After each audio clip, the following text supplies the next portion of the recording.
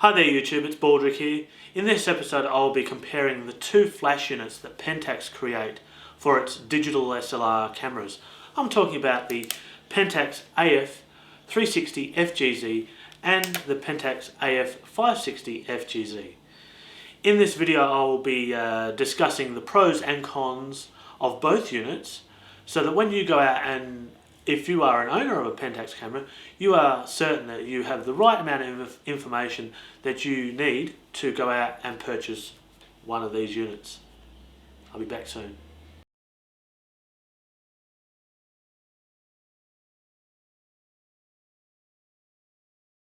Okay, welcome to the show. I will say this is not actually a tutorial on how to use these units firstly on wireless mode or via your camera. This is just a brief rundown of the pros and cons that I have come across when learning about these units.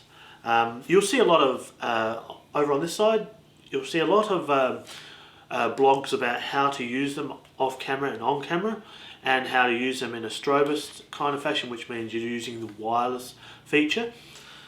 There is one on here that it does give you a tutorial on how to set up the unit, but it's very convoluted and outdated, and most people that watch it go, what? Pentax has actually come a long way since I first started using their cameras. My very first camera was an MZ50 and it was a film camera, and back in those days Pentax didn't actually produce any flash units of their own. This is a Sigma EF 430 ST. Now this was suitable for Nikon, Canons, Pentax, and I think Sony as well. So it was available to be used on virtually every camera that was out there. But it did have some deficiencies. You only had TTL, which stands for through the lens, and it has two other options called MH and ML, which stands for manual high amounts of light or manual low amounts of light, which back in those days that's all you wanted, and it usually sat permanently on top of people's cameras like that. In late 2010 my Pentax MZ50 decided to malfunction in the forms that the onboard flash unit the spring didn't want to work anymore, and it was actually going to cost me more to get it repaired than it was to actually buy a new camera. That's when I bought the Pentax K7, and there are a few.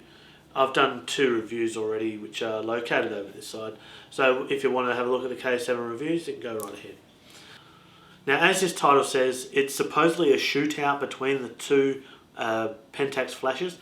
Well, it's not really. It's just listing off the good and the bad sides that I feel needed to be said about these flash units, because no one's done anything about it. They've just written it down in forums, and they've commented on Twitter and Facebook saying, oh, these are the bad things, the good things. Why not just put it into a simple video, 3 things that I hate or love about Pentax flash units.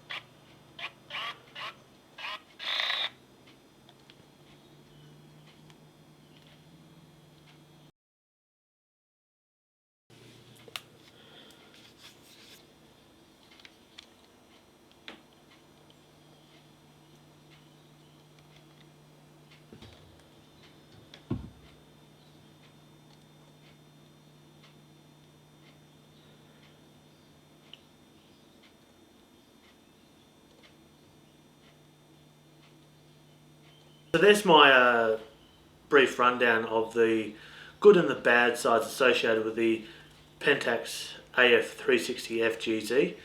It retails at $459 from any of your good local photographic stores.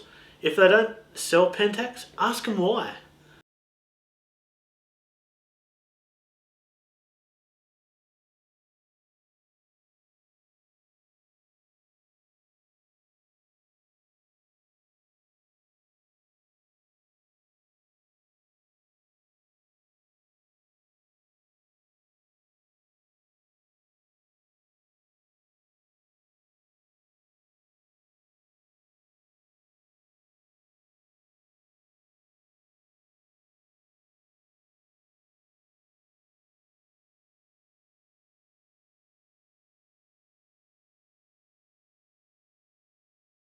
Okay, that was my review on the Pentax 560 FGZ. It retails at present for $819 Australian, and you can also get it from any reputable camera store that you frequent.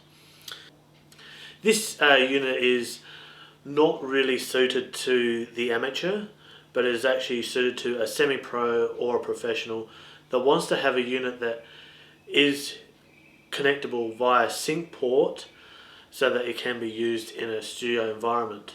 If you are looking at buying the 560 FGZ simply for a studio environment, I would firstly look at the 360 and understand about their wireless communications between your cameras and see if you can save a little bit of money and go with the 360. Otherwise you'll be forking out a lot more money for the 560. So there's my review of the Pentax 360 FGZ and the 560 FGZ flash units. I understand there are a lot of Pentax users out there that would like to see an easy and understandable tutorial associated with setting up your flash units off camera. So over the next couple of months I will be in the process of creating those tutorials. So if you'd like to see something like that, please let me know in the comments below. And that's it guys, thanks for watching, and hopefully this will help you get your flash units that you want for your camera. You have a good one.